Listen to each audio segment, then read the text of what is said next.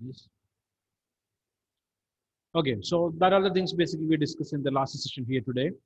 And I already told you that we want to understand all the things what we learned so far clearly and thoroughly.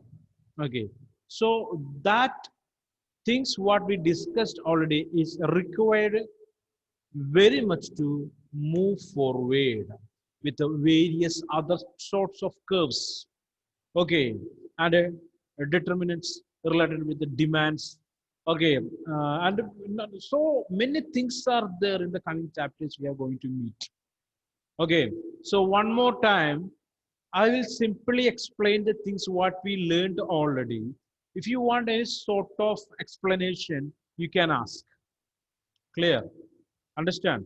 So that is too important for us. We want to know the things in a perfect way, in a perfect order. Then only we are able to move forward. Okay, next class I already told you that to learn all the things perfectly. Okay, clear?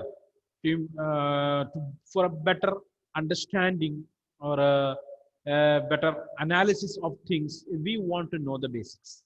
That is compulsory. Okay, so for you people, I will just explain the things, not a basic explanation. Just we will discuss the things one more time. Again, you want any more explanation regarding the same, you can ask me. You can ask me. Okay, so here is the screen for us. We know the name of the chapter is the consumer behavior. Consumer behavior. So at the beginning, we used to learn one bundle. Okay, that constitute of two different products. Two different products. What are the products? What we are used to learn the things in this chapter? What are the products in that bundle? Can anyone tell me? What are the things we are Bananas using? and mangoes. Bananas and mangoes. Bananas and mangoes. So you can see here, we are basically using two goods to compare or learn different aspects with the demand and the price or the consumer's behavior. Okay. So only two goods we are using here. Only two goods we are using to understand the things in a better way here. They are bananas and mangoes. So some people, those who not attend the previous classes, might get confusion. Why always we are telling about, sorry, speaking about this bananas and mangoes? Okay, in this chapter, basically, we are using these two products to compare. We know that in a regular life, we are using a number of products, not only two, three, four, something like the number of products we are using there. But it is difficult to analyze all those products for easy understanding. Difficult it is. Okay, so we are only using two products. Okay, so any combination of the amount of these two goods will be called a consumption bundle. Okay, any combination, any numbers, any quantity of these products related with the budget of the consumer is considering as the consumption bundle. Consumption bundle. So that is the bundle here. Many times repeatedly speaking about that bundle, this bundle or something. Bundle means it's a combination of two goods like mangoes and bananas. Okay, only two goods are there. Combination of mangoes and bananas at any number related with the income of that particular consumer. That's going to be consumption bundle for us. So you can see here, in short, a bundle in general, we shall use the variable x1. Here x1 means commodity 1. Okay, good 1. That is what x1, good 1, commodity 1. Okay, x1 to denote the quantity of bananas. Okay, so x1 is always a banana.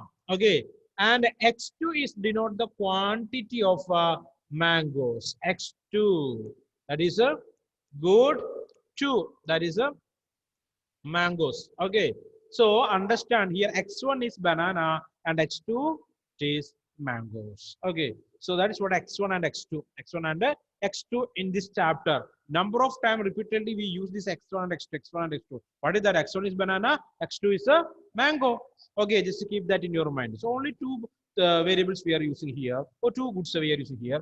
X1 and x2 can be positive or zero. X1 x2 would mean the bundle consisting of x1 quantity of bananas and x2 quantity of mangoes. For particular value of x1 and x2, x1, x2 would give as a particular bundle. For example, the bundle 510 consists of 5 banana and 10 mangoes. So the first product is a banana, second product is a mango. That's what the bundle for us. That's what the bundle for us. Is that much clear? Okay, so go for alphabetical order. B comes first, M comes second. Okay, banana, mango. Okay, bananas are mangoes. Okay, B comes first, M comes second. So X1, X2, X1 and X2. Okay, so 5 rupee, 510 means 5 bananas and 10 mangoes. 5 bananas and 10 mangoes. Okay, example hereafter 10, 20. That's a bundle means what is that?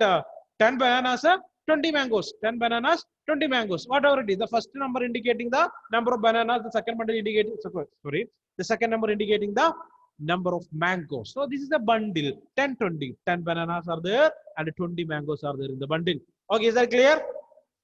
This is what the primary notation in this chapter, primary notation, this bundle. Okay, so a set of commodities, Okay, so before that we discussed about two particular behaviors are there that related with consumer behavior. We are learning related with two different aspects are here. One is cardinal utility analysis. The second one is ordinal utility analysis. That was important for us. One is cardinal utility related with the cardinal numbers. The second one is ordinal utility. Just check your notes whether all the things are wrote perfectly or not. Okay, clear. And we are going to discuss the consumer's behavior related with the two things. One is likes of the consumer. Basically, it is called with the preferences. Okay, and affordability. What is affordability? Related with the money's income, how much a person can purchase. That's what the affordability, afford to buy. Okay, so always we are able to purchase related with the money income only. Okay, if money income is more, we are able to purchase more. If the money income is less, we are able to purchase only less in quantities, whatever may be. So bundle will change. Here bundle means a combination of two goods like bananas and mangoes. So clear? Yes or no? Clear. Okay. Next one, we are discussing one particular aspect here is called to be utility. What do you mean utility? So the satisfaction level of any commodities basically can speak about its utility. It's a utility. Okay. Want satisfying capacity. Of any product is called to be the utility. You can see here, a consumer usually decides his demand for a commodity on the basis of utility or satisfaction that he derives from it. So always the consumer will purchase the product.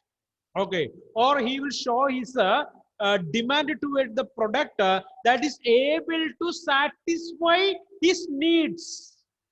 So before purchasing the product, we will think about the utility of that particular product. So that's what the utility. Want satisfying capacity of any product is basically considering as utility of that product. Okay, so keep that in your mind. So in the cardinal utility analysis, we discussed that we will always use, what we will use to indicate the utility?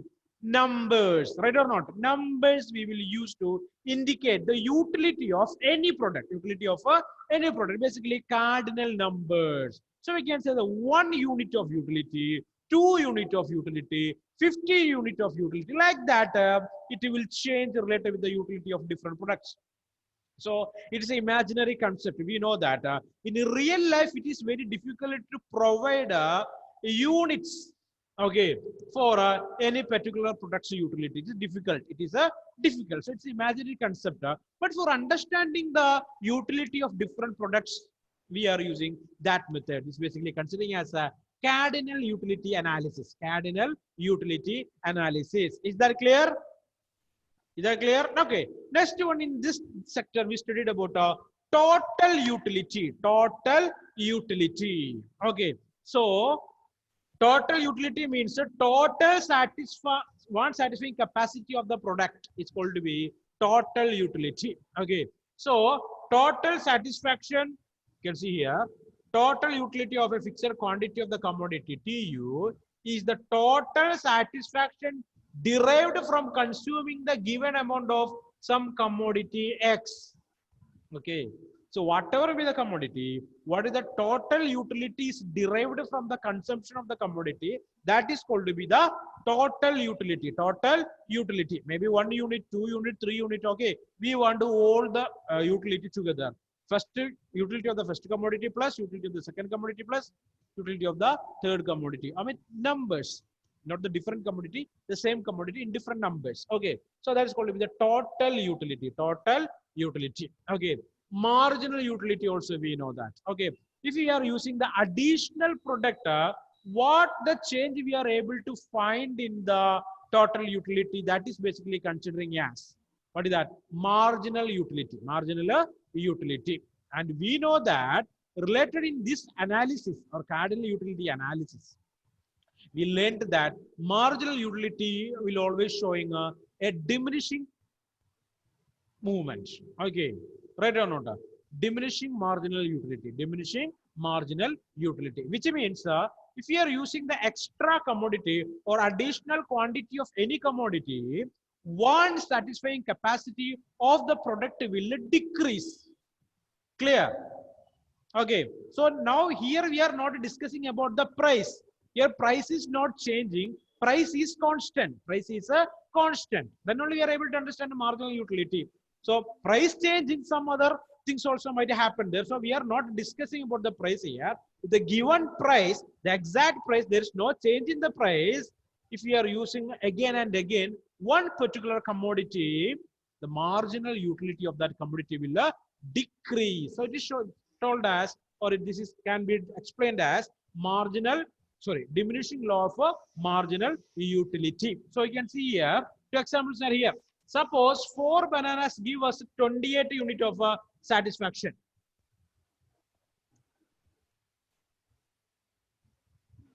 One minute.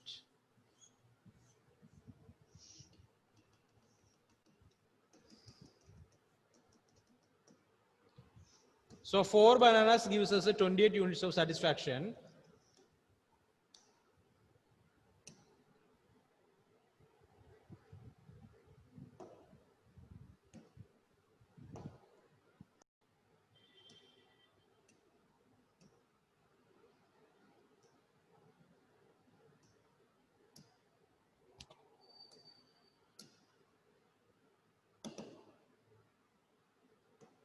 Okay, can you see the board now?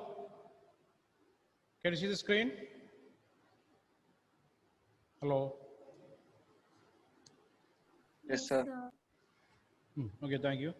Okay, so that's what marginal utility. So here you can see, suppose 4 bananas gives us 28 units of the total utility. By adding the utility of the first banana, second banana, third banana, fourth banana, we got 28 units of satisfaction. Okay, and if you are going for the 5th banana, the total utility that increasing to 30. Increasing to 30. Okay, then what is the marginal utility here?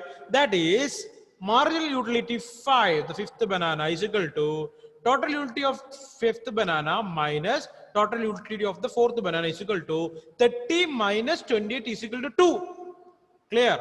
So that is the marginal utility. That is the marginal utility. Okay, in general, ME of the nth product is equal to TUN. TU of the nth product minus TUN minus 1. TUN minus 1. That is the equation to find out this marginal utility. Marginal utility. And we want to understand that it's called to be diminishing law of marginal utility in the cardinal utility approach. Cardinal utility approach. Diminishing rule of or law of marginal utility. If we are using more products, okay, the commodities numbers are increasing, the marginal utility of the products will decrease. Okay, so that's related with the cardinal utility approach. Okay, hope you understood this one, right? Is that clear or not? It's called to be cardinal utility and total utility. Sorry, cardinal utility, total utility, and marginal utility. One more is this called to be average utility. It's average utility. Okay, the simple only. You know that how to find out the average, right? So called to be average utility. So you can see here this diagram that's showing the diminishing role of marginal utility. Okay, so you can see here law of diminishing marginal utility. Clear? So here the numbers of the products are increasing, the same time the marginal utility is decreasing. You can see the total utility is increasing, total utility of the product is increasing, but the marginal utility showing a diminishing one. Okay, finally it is going to negative also, it is going negative. So this is basically considering as a marginal utility, I mean law of diminishing marginal utility. Okay, for additional products, the marginal utility will decrease. Marginal utility will decrease if price is constant. Price is constant. There is no change in the price. This law is applicable. This law is applicable. Okay, and you can see derivation of demand curve in the case of a single commodity. Law of diminishing marginal utility. You can see here the price increases. The commodity that we are purchasing is a decrease. Okay, that's what we are discussing in a demand. That's what we are discussing in a demand, right or not? Here price increases, all other factors are remain constant. Only price is varying here. Okay, income is not changing, trend or fashion it's not changing, preferences not changing, at the same time also not changing. But here you can see price increasing, the demand for the product is decreasing here. Okay, so this diagram showing that, or this graph showing that. Okay, for the 0 the purchasing capacity is up to 50. Okay, here you can see price is nearly 8, the person is purchasing nearly 40 quantities. Okay, here are 15 to 30 quantities, increasing, quantity decreasing here. Next one, price increase to, sorry, quantity 30. Okay, price increased to 20, so quantity reduced. Okay, clear or not? Understanding or not? Okay, so price increases, the quantity demand will decrease. Quantity demand will decrease. You can see that is in this graph. Okay, so that point is clear. Next one, it is called to be ordinal utility approach. Ordinal utility approach. So we know that ordinal utility approach is related with preferences of the customer. Okay, so basically we are giving preferences for different bundles. Preferences for a different bundle. We are able to give ranks for that. Ranks for different bundles. Okay.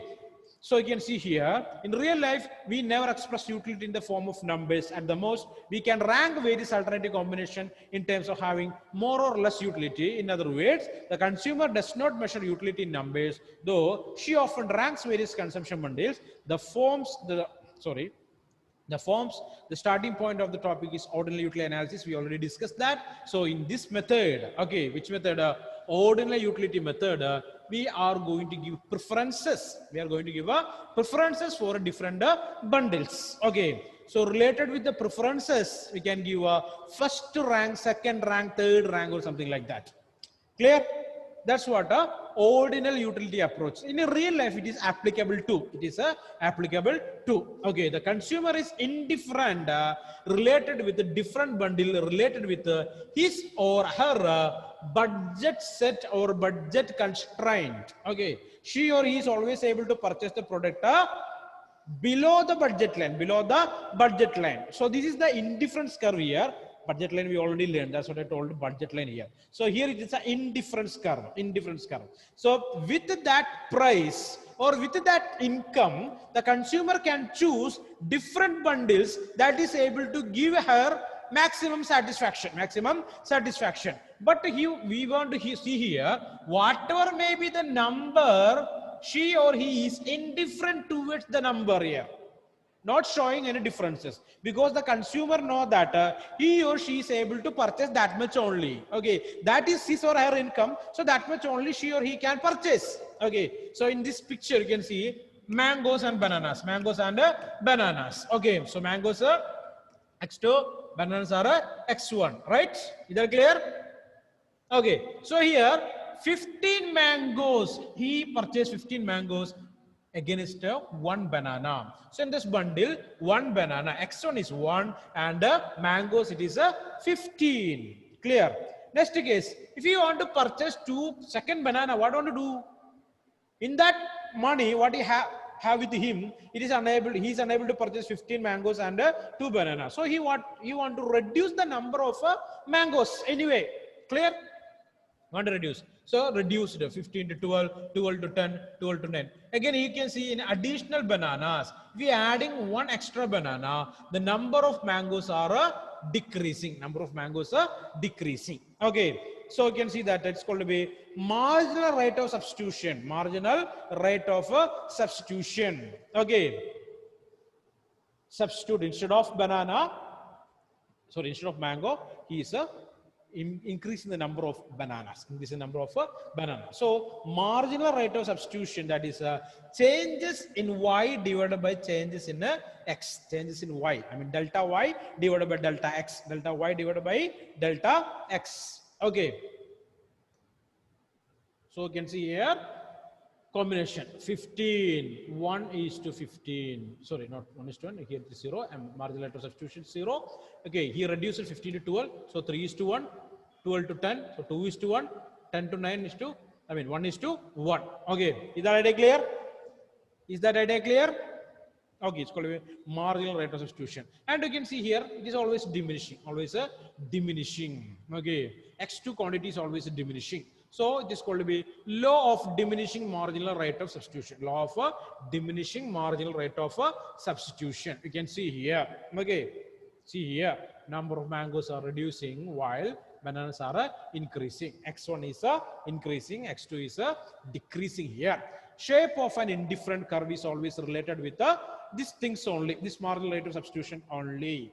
Okay, next one, you can see here the first graph that shows the products with the product with the perfect substitute. So we used here two products like 1 rupee, 5 rupee coin and 5 rupee note. Both have same value and same utility. So the budget, indifference curve will not bend here. So you can see a straight line from right to left. Okay, sloping straight line from right to left. So that also completed. Next one is called to be monotonic preferences. That is very important for us. Monotonic preference means always the consumer will prefer the bundle, okay, where x1 quantity. So here you can see that x1, x2 and y1, y2. Okay. Clear? Two bundles are here. So x1, x2, we know that, right? If the consumer want to purchase x1, x2 bundle, okay, the number of x1 product is always more than y1 products. Okay. The quantity of x1 should be more than the quantity of y1 and should not less than x2. Should not less than x2. Okay, y2, x1, x2 is one commodity bundle, y1, y2 another commodity bundle. Okay, if a consumer want to choose, if he choose x1, x2, there are some rules are there. What are the rules there?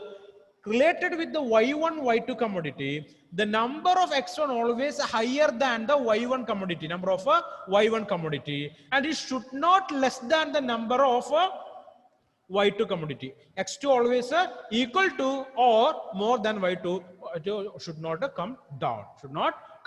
Then only the consumer will go for x1, x2 bundle. X1 and x2 bundle comparing with the y1, y2 bundle. Is that clear? Is that idea clear? So always prefer more commodities with a limited income. This is considering as monotonic preferences. Next we discussed about indifference maps and indifferent curves and its features. Indifference map means we know that more than one indifference curve if we find in a graph, that is called about indifference map. So in this map we can say, or in this diagram we can see number of ICs, IC1, IC2, IC3. Three ICs are here. So this kind of ICs, or more than one IC, we are able to find in a graph. That is called to be an indifference map. Indifference map. Okay. So that shows a different purchasing capacity of different consumers, right? Or the same consumers with a different income level. Different income level. That's called to be an indifference map. Indifference map. Okay. So you can see here. Okay, the satisfaction level of the consumer is increasing. The indifference map IC will move away from the origin. Move away from the origin. If the satisfaction level decreasing, IC will coming closer to the origin. IC will come closer to the origin. Okay, this is origin here. So satisfaction level is increasing. IC will move away from the origin. If the satisfaction level is decreasing, IC will coming closer to the origin. Coming closer to the origin. Okay, clear? Yes. Next one, you know that the indifference curve slopes downward from left to right. Left to right. So we know that always we are using two commodities to explain here, right? Okay. So imaginary concept it is. We know that, right?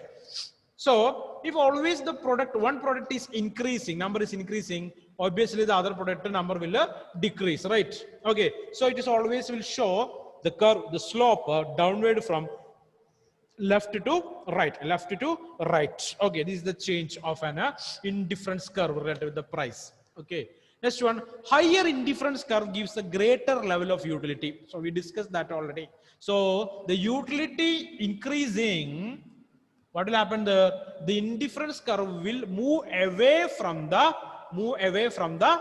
origin. Move away from the origin. Just to keep that in your mind. It always move away from the origin. So you can see here it is number of mangoes are 10 and number of bananas are 3. Okay, related with his income, he is able to purchase that much. Okay, if income reduces, okay, what will happen there? Number of bananas are decreasing, so satisfaction level decreases. Again, coming to indifference curve 1, again it will decrease to 1. So 10 1, 10 2, 10 3. So 10 3 is the maximum satisfaction. So that indifference curve is far from the origin. Far from the origin. Okay, IC2, the satisfaction level decrease, so it is coming closer to the origin. IC1, again the satisfaction level decreased. Okay, here 10 1.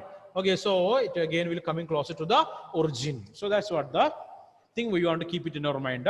Higher the indifference curve, more the satisfaction. Higher the indifference curve, more the satisfaction. Is that clear? Okay, next one, two indifference curves never intersect to each other. It will not intersect. Okay, reason is there, right? So related with the satisfaction, the consumer will always prefer one set only. So there is no chance to intersect. Okay. So just to read that and understand why it is so. Okay, we discussed already. Next one, consumer budget, we know that. So money is income. Income. Okay. Here another notations are there like P1 and P2. Okay. Price of the first commodity and the price of the second commodity. Price of the first commodity and the price of the second commodity. And you can see here the equation for us, P1 into X1 plus P2 multiplied by X2 is equal to or lesser than money income. Okay. So you can see here the price of the first commodity, that is a P1. Here X1 it is a banana, right? X2 is a mango. So price of mangoes is a P2. So P1 multiplied by X1 plus P2. Price of the second commodity multiplied by the commodity's number. Okay, X2. That is always equal to the income, or less than the income. We know that why it is so. Always a consumer is able to purchase the product less than his income only, right? Yes or no? No consumer is able to purchase more than his or able to spend more than his income, because that's a constraint, that's the set, that's the line there, nothing more than that. Impossible. Okay, that concept is impossible. Okay, one other method is that we want to borrow money. Okay, otherwise it is impossible. It is impossible. So just to keep that in your mind. Okay, it's called a budget line. Okay. So we discussed about what's a budget line. Okay, when the budget line will shift, what happened? If something happened to the income, the budget line might shift. Okay, right or not? So if income increasing, what will happen there? The budget line will move away from the origin, right? Move away from the origin like an indifference curve. Income increases, the budget line will move away from the origin because we are able to purchase something more. Okay, in more commodities or more quantities we are able to purchase. Commodities we are able to purchase in more quantities if income increasing. So you can see here in this concept m divided the limit. M divided by P2 is the limit. Here it is M divided by P1 is the limit in the case of bananas. Nothing more than that he is able to purchase. That is the limit here. Okay, if you are sending all money to purchase bananas, we can find a flat budget line, right? A flat one. Okay, like all money is spending to mangoes, you can see a vertical line here, vertical line. Okay, so just keep that in mind also. Okay, so P2 X2 equal to, sorry, P1 X1 plus P2 X2 equal to M or less than M.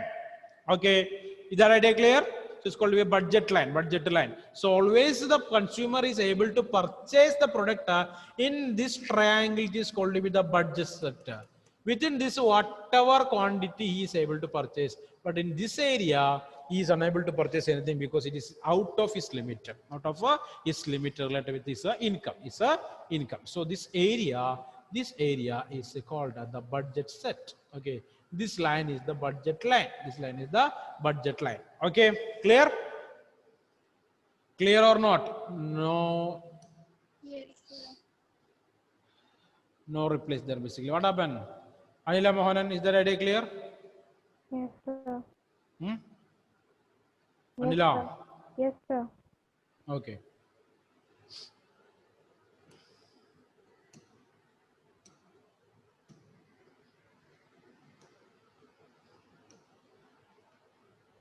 Okay, we will discuss about the change in the budget set, right? So income increasing, it will shift towards the right way. Income decreases, shift towards the left way. Okay, next one, optimal choice of the consumer. Optimal choice of the consumer. Can anyone say what is the optimal choice of consumer? Maximum choice of the consumer. Hanna Salim, correct. Maximum, right? The consumer can purchase that much only, nothing more than that. Okay, so indifference curve will touch the budget line, the midpoint, right? So that is the maximum, optimum level of the consumer. That much only he is able to purchase. So we discussed that. Next one today we discussed about the various factors related with different commodities. Can anyone explain that? The things what we discussed today.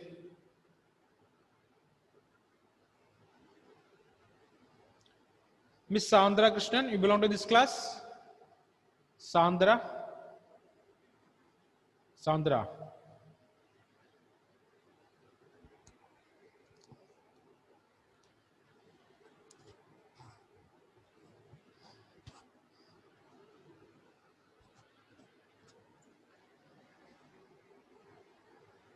No reply. Okay, Aparna, tell me the things what we discussed today. Make it fast. Sir, today we discussed what is the meaning of demand. Then the demand curve. Then about the normal and inferior goods. Normal goods. Then and substitutes goods and complements. Complements. Okay. Complement goods. Yes, sir. Then the factors which is related with the demand. Okay, factors that are related with the demand. What make the differences in the demand? Okay, and okay, I almost completed the parts what we discussed already. Again, we went for a second discussion. Second time also we discussed the things there. Again, doubts are there, means you are welcome to ask that. Okay, you can text me, no problem. I will explain that again. Okay, so these are the basic concept what we want to understand and what we want to learn for our future endeavor, right? So now we want to discuss about what is the demand curve and the shift in the demand curve, the demand function, function. Okay, a person she should not know about the price and the relation with the commodities. He or she is unable to understand what is demand and what is demand curve and what is elasticity of demand or something like that. So these things are compulsory. We want to learn this properly. So hope all you will learn it properly and will come for the next class. Come for the next class. Clear? Is that clear? Yes, okay. Okay, fine. So Ashish Beni, any doubts are there? Ashish?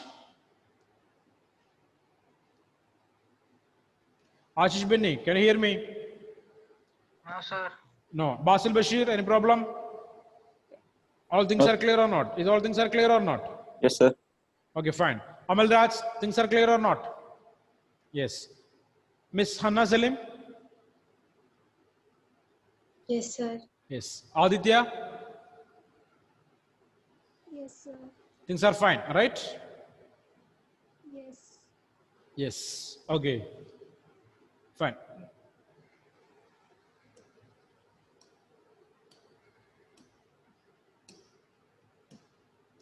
Okay, and the next one for we people, it is the demand curve. Demand curve, like the indifference curve and the budget line.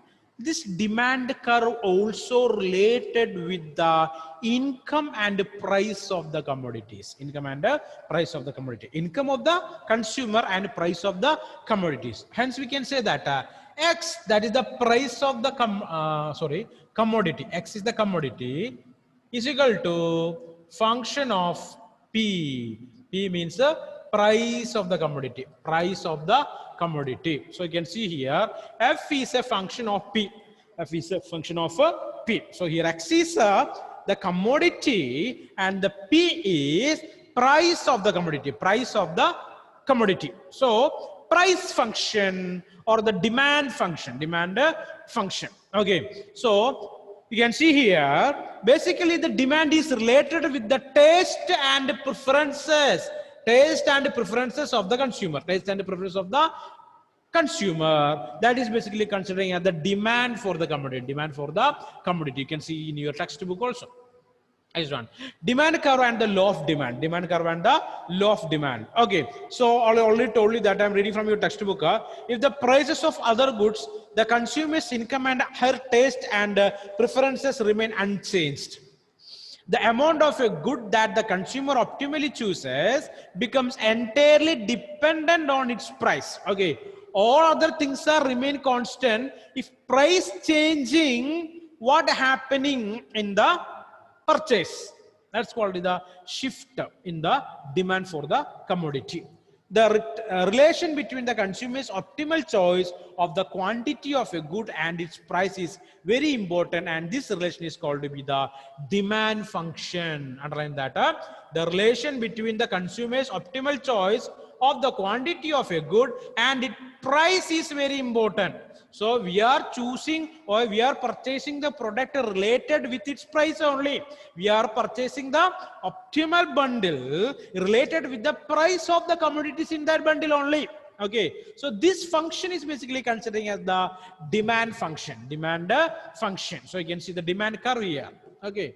So here also we are using two variables to find out, one is X and other is Y. Okay, so we will discuss that in the next class. Before that, you want to learn all those things properly. Okay guys, bye. We will meet in the next class.